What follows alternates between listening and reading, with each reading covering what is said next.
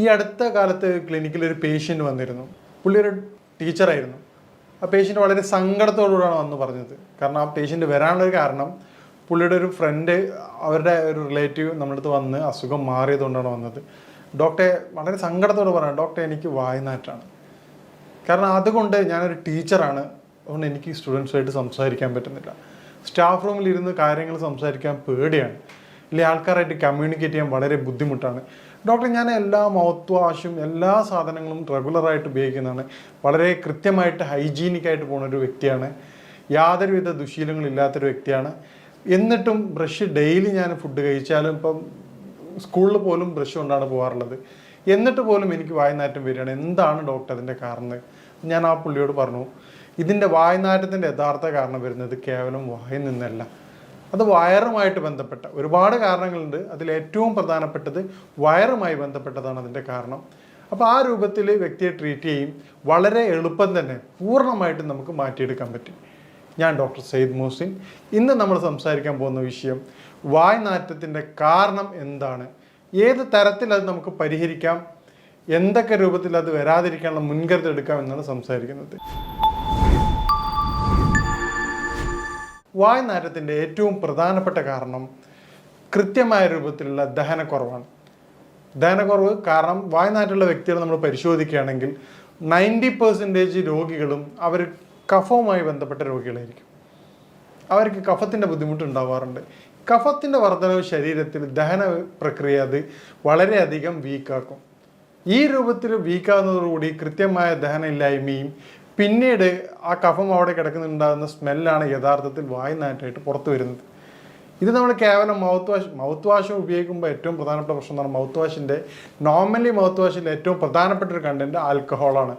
ഈ ആൽക്കഹോൾ ഉപയോഗിക്കുന്നതോടെ ഈ content base സാധനം നമ്മുടെ നോർമൽ ബാക്ടീരിയയുടെ ബുദ്ധിമുട്ടും മൗത്ത് ഡ്രൈ ആക്കുകയും ചെയ്യും. ഇത് വായ്നാറ്റത്തിനെ വളരെയധികം ത്വരിതപ്പെടുത്തുകയാണ് വേറെ തരത്തിൽ ചെയ്യുക. ടെമ്പററി സൊല്യൂഷൻ എന്നുള്ള അടിസ്ഥാനത്തിൽ ആ ഒരു സമയത്ത് മാത്രം മാറ്റം ഉണ്ടാകുകയും, അപ്പോൾ ഈ തരത്തിൽ കൃത്യമായ രൂപത്തിൽ ചെയ്യുന്ന വ്യക്തികൾ ഈ രൂപങ്ങൾ സ്വീകരിക്കുമ്പോൾ അത് ഗുണത്തേക്കാളേറെ ദോഷമാണ് ഉണ്ടാവുക. അപ്പോൾ എന്താണ് അതിൻ്റെ കാരണങ്ങൾ എന്ന് നമുക്ക് പരിശോധിക്കാം. മേൽ പറഞ്ഞതുപോലെ ഈ കഫത്തിൻ്റെ ബുദ്ധിമുട്ട് ഉണ്ടാക്കുന്നതിൻ്റെ കാരണമായിട്ടുള്ള കൃത്യമായ സമയത്തല്ലാതുള്ള കുളികൾ, പിന്നീട് ഈ കഫത്തിൻ്റെ പ്രയാസങ്ങൾ വരുമ്പോൾ ശരീരത്തിൽ ഉദാഹരണത്തിന് ഏറ്റവും പ്രധാനമായിട്ട് കണ്ടുവരുന്ന പ്രശ്നമാണ് അലർജി.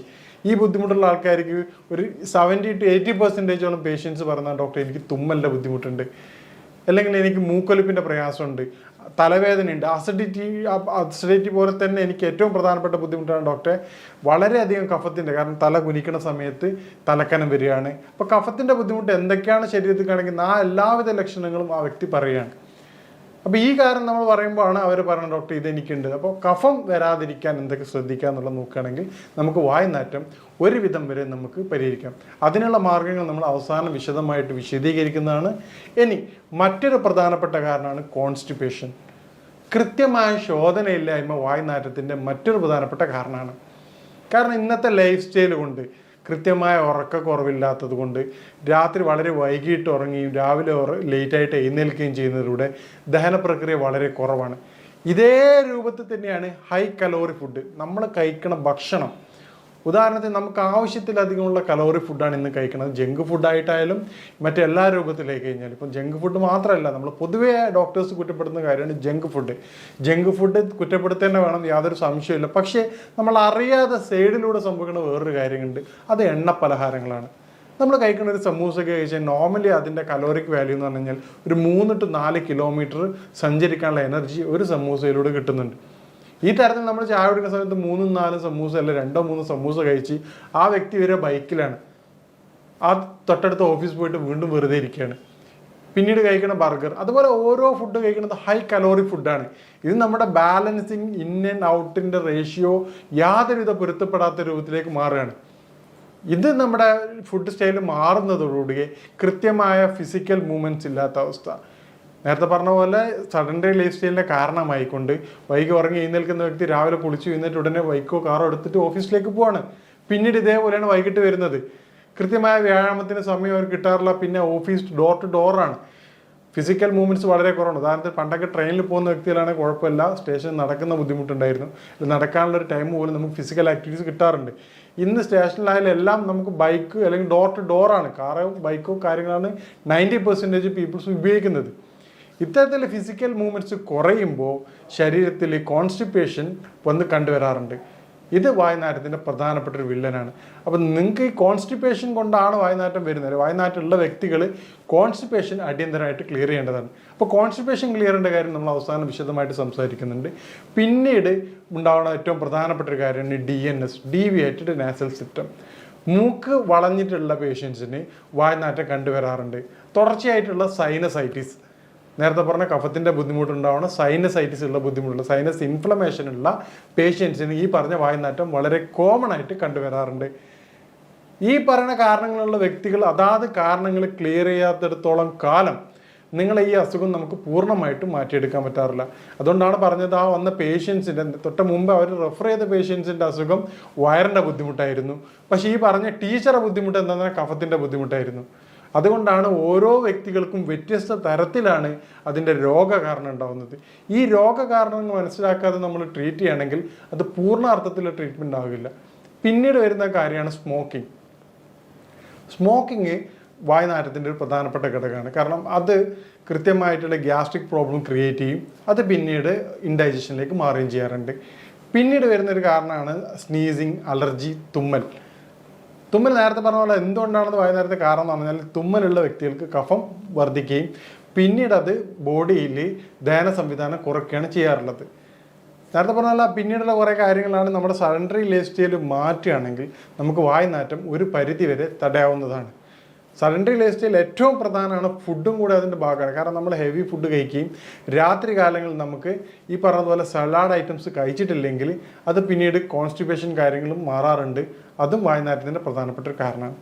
ഇനി വായുനാറ്റം എന്താണെന്നും എന്താണ് അതിൻ്റെ പ്രതിവിധികളെന്നും നമുക്ക് പരിശോധിക്കാം. ഈ കോൺസ്റ്റിപ്പേഷൻ പോലെ തന്നെ കഴിഞ്ഞിട്ടുള്ള പിന്നീടുള്ള പ്രധാനപ്പെട്ട ഒരു അസുഖമാണ്, അത് പൊതുവെ സ്ത്രീകളിലാണ് കണ്ടുവരാറുള്ളത്, വെള്ളപ്പൊക്ക്, വൈറ്റ് ഡിസ്ചാർജ്. ഈ വൈറ്റ് ഡിസ്ചാർജ് ഉള്ള വ്യക്തികൾക്ക് പ്രധാനമായിട്ടും ശരീരത്തിന് ചൂട് കൂടുതലായിട്ട് അനുഭവപ്പെടാറുണ്ട്. ഈ ചൂട് അനുഭവപ്പെടുമ്പോൾ അത് ശരീരത്തിൻ്റെ ദഹന പ്രക്രിയ വളരെയധികം വീക്കാക്കാറുണ്ട്. ഇതാണ് ഇൻഡൈജഷനായിട്ട് മാറുകയും പിന്നീട് വായുനാറ്റം. ചില പേഷ്യൻസ് പറയാറുണ്ട്, ഡോക്ടറെ സങ്കടത്തോടുകൂടെ പറയാം, ഡോക്ടറെ എൻ്റെ മകളും പിന്നെ ഭർത്താവൊന്നും എന്നോട് ഈ പ്രശ്നം പറഞ്ഞിട്ടുണ്ടായിരുന്നില്ല, എൻ്റെ കൂടെ ജോലി ചെയ്യുന്നവരാണ് ഈ പ്രയാസം പറഞ്ഞത്. അപ്പോൾ എനിക്ക് പറയാനുള്ളത്, നിങ്ങളെ വീട്ടിലുള്ള ആൾക്കാർ പറഞ്ഞ് സപ്പോർട്ട് ചെയ്യേണ്ടതാണ്. കാരണം പുറത്തുനിന്നുള്ളൊരു വ്യക്തിയെ പറഞ്ഞ് അറിയിക്കുമ്പോൾ അവർക്ക് വളരെയധികം പ്രയാസം ഉണ്ടാവാറുണ്ട്. മേൽപ്പറഞ്ഞ കാരണങ്ങൾ നമ്മൾ പരിശോധിക്കുകയാണെങ്കിൽ നമുക്ക് വായുനാറ്റം എന്നുള്ള കാര്യം നമുക്ക് പൂർണ്ണമായിട്ടും മാറ്റിയെടുക്കാവുന്നതാണ്. ഇനി എങ്ങനെ നമുക്ക് വായുനാറ്റങ്ങൾ നേരിടാം എന്നുള്ളതാണ്. വായുനാറ്റത്തിൻ്റെ ഏറ്റവും പ്രതിവിധിയായിട്ട് പറഞ്ഞത് കാരണങ്ങൾ അറിഞ്ഞു. ഉദാഹരണത്തിന് ഇപ്പം വ്യത്യസ്തമായ രൂപത്തിലാണ് അതിൻ്റെ എഫക്റ്റ് ചെയ്യണത്. നേരത്തെ പറഞ്ഞ ഏറ്റവും പ്രധാനമായിട്ട് കാരണം കഫത്തിൻ്റെ ബുദ്ധിമുട്ടാണ്. ശരീരത്തിൽ കഫത്തിൻ്റെ പ്രയാസമുള്ള വ്യക്തികൾ, ഓരോ വ്യക്തികൾക്കും നേരത്തെ പറഞ്ഞ കാരണം കൃത്യമായിട്ട് നിങ്ങൾ ഐഡൻറ്റിഫൈ ചെയ്യേണ്ടതാണ്. എന്നാൽ മാത്രമേ ഇത് നമുക്ക് പൂർണ്ണമായിട്ട് പരിഹാരം ലഭിക്കുകയുള്ളൂ. അപ്പോൾ കഫത്തിൻ്റെ ബുദ്ധിമുട്ടുള്ള പേഷ്യൻ്റ് ആണെങ്കിൽ അവർ കൃത്യമായിട്ട് ചെയ്യേണ്ടത് രാവിലെ വെറും വയറ്റിൽ 1/2 ടീസ്പൂൺ തേനിനകത്ത് ഒരു 1 ഗ്രാം ചുക്ക് നിർബന്ധമായിട്ട് കഴിക്കേണ്ടതാണ്. അതുപോലെ തന്നെ പിന്നെ നമ്മുടെ കുളിയുടെ സമയം കൃത്യമായിട്ട് പരിശോധിക്കേണ്ടതാണ്. 11 മണിക്ക് ശേഷം തല കുളിക്കാതിരിക്കാൻ പ്രത്യേകം ശ്രദ്ധിക്കണം. ഈ 2 കാര്യങ്ങൾ ചെയ്യുന്നതിലൂടെ കഫത്തിൻ്റെ ബുദ്ധിമുട്ടുള്ള വ്യക്തികളുടെ പ്രയാസങ്ങൾ നമുക്ക് ഒരു പരിധി വരെ തടയാൻ സഹായിക്കാറുണ്ട്. ഇതുപോലെ തന്നെ അവർ ഉപയോഗിക്കുന്ന വെളിച്ചെണ്ണ, ഏത് ഹെയർ ഓയിൽ ഉപയോഗിക്കുകയാണെങ്കിലും അതിൽ 1-2 വെളിച്ചെണ്ണയിൽ 1-2 കുരുമുളക് കൂടി ഇട്ടതിന് ശേഷം ഉപയോഗിക്കുകയാണെങ്കിൽ അത് കഫത്തിൻ്റെ ഇറക്കം വളരെ ഫലപ്രദമായിട്ട് തടയാൻ സഹായിക്കുന്നതായിട്ട് കണ്ടുവരാറുണ്ട്. പിന്നീട് നമ്മൾ കോൺസ്റ്റിപ്പേഷനുള്ള പേഷ്യൻസിനാണെങ്കിൽ രാത്രി നിർബന്ധമായിട്ടും നിങ്ങൾ സലാഡ് ഉപയോഗിക്കേണ്ടതാണ്.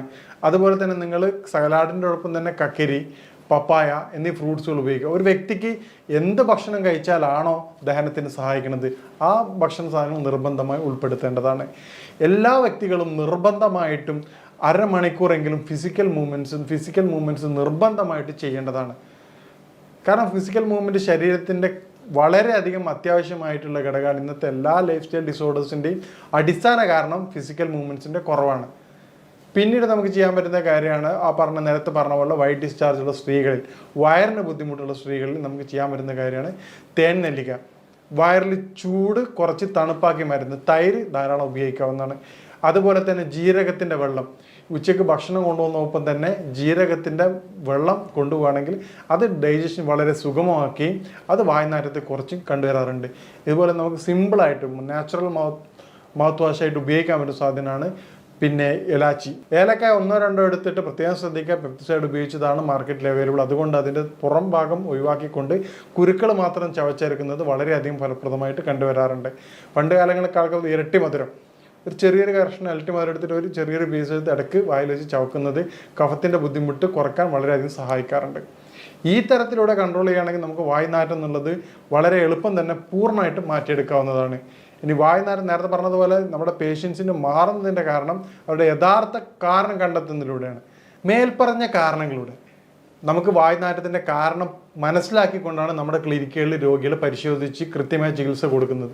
ഇതിലൂടെയാണ് നമുക്ക് പൂർണ്ണമായിട്ട് അത് മാറ്റം കൊടുക്കാൻ പറ്റുന്നത്. അപ്പം നിങ്ങൾക്കും നിങ്ങളുടെ കാരണം കണ്ടെത്തിക്കൊണ്ട് പൂർണ്ണമായിട്ടും അതിൻ്റെ പരിഹാരം നേടുകയാണെങ്കിൽ നിങ്ങൾക്കും വായ്നാറ്റം പൂർണ്ണമായിട്ട് മാറ്റാവുന്നതാണ്. ഞാൻ പറഞ്ഞതുപോലെ എന്താണ് നിങ്ങളുടെ വായ്നാറ്റത്തിൻ്റെ കാരണം എന്നുള്ളത് നിങ്ങൾ കൃത്യമായിട്ട് മനസ്സിലാക്കുക.